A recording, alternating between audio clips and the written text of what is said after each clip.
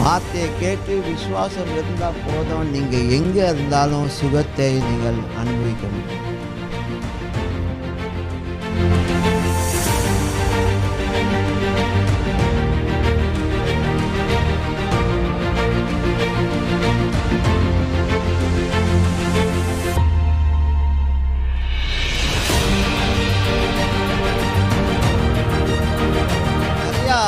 Ways of healing, நிறையா வழியில் தேவன் சுகத்தை கொடுக்க முடியும்.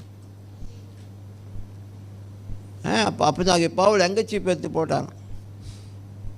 ஹலோ, ஆமாவா?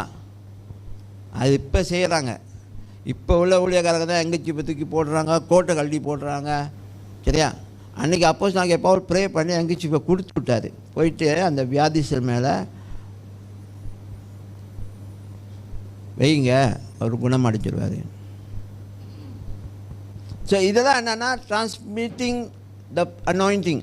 அப்படின்னா அபிஷேகம், அதை நம்ம சுமந்து கொண்டு மற்றவங்கள்டையும் கொடுக்க முடியும். ஆனால் இது காலப்போக்கில் என்னாச்சுன்னா, இது எல்லாருமே அதை ஒரு ராங்கான ஒரு காரியமாக அதை செயல்பட ஆரம்பிச்சிட்டாங்க. அது ஷோ மாதிரி ஆயிடுச்சு. இங்கேருந்து கோட்டை தூக்கி போடுறது, இங்கேருந்து இதை தூக்கி போடுறது, பிடிப்பா வந்துடும். எப்படி எந்திரிச்சு ஓகேயா, அங்கே ஓகேயா இல்லையோ, விழுந்தால எந்திரிச்சானா ஓகே தான், நம்புகிறோம் ஹீலிங் ஆகிருக்கணும்னு. ஆனால் ஹீலிங் ஆகலைன்னா கூட அவங்க என்ன செய்வாங்க, ஹீலிங் ஆயிடுச்சுன்னு சொல்லிட்டு அங்கே கூப்பிட்டு முன்னுக்கோ ஆளுயா அப்படின்னு சொல்லிட்டு எல்லாம் முடிச்சு அப்புறம் அடுத்த வாரம் பட்டா மறுபடியும் எழுப்பு பிடிச்சிட்டு வேறு வழி. புரியுது சொல்ல?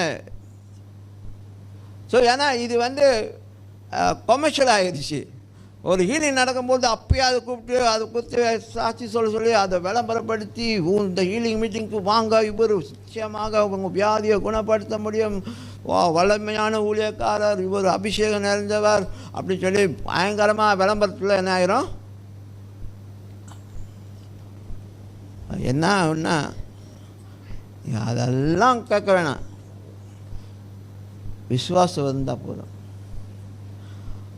வார்த்தையை கேட்டு விசுவாசம் இருந்தால் போதும், நீங்கள் எங்கே இருந்தாலும் சுகத்தை நீங்கள் அனுபவிக்க முடியும்.